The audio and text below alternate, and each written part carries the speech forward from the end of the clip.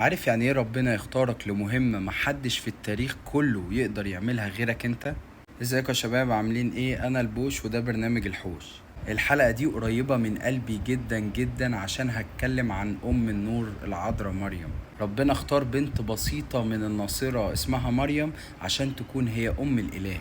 مريم اتولدت من ابوين بارين جدا، يقيم وحنة. كانوا كبار في السن وبيحبوا ربنا جدا، لكن ما كانش عندهم اي اولاد. وفي يوم من الايام ربنا عمل معاهم معجزة واداهم القديسة العذراء مريم، وحطوا ندر ان هم هيسيبوها تخدم ربنا في الهيكل.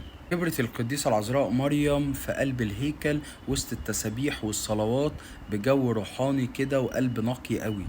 لحد ما في يوم من الأيام ظهر لها الملاك جبرائيل وقال لها: السلام لك أيتها الممتلئة نعمة، الرب معك. وبعدين بشرها بأن هي هتولد السيد المسيح بدون زرع بشر.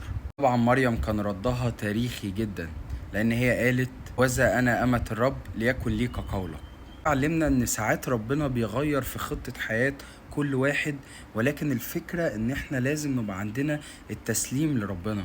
تخيل انت تسلم حياتك لربنا وتسيبه هو اللي يتحرك وتقوله: وذا يا رب انا امة الرب، يعني لتكن مشيئتك يا رب، وانا معاك في اي حاجة انت هتقولها لي. نرجع بقى لقصتنا. من اللحظة دي بقت القديسة العذراء مريم هي ام النور وام المخلص ووالدة السيد المسيح. عاشت قديستنا العظيمة مريم حياة مش سهلة خالص. تخيلوا هي في بداية حياتها وتهرب مع زوجها يوسف عشان خايفة من هيرودس الملك ان هو ممكن يقتل ابنها يسوع.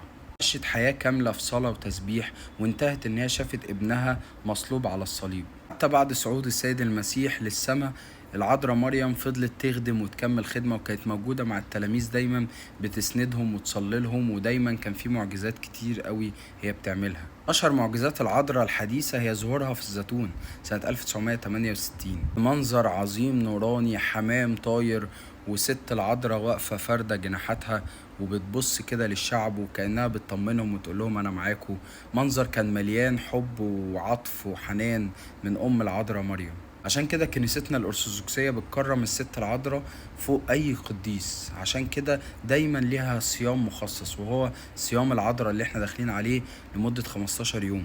احنا في الصيام ده بنفتكر العذراء، دايما بنفتكرها في طاعتها، بنفتكرها في محبتها، في صلواتها، في خدمتها، كمان في نقاء قلبها.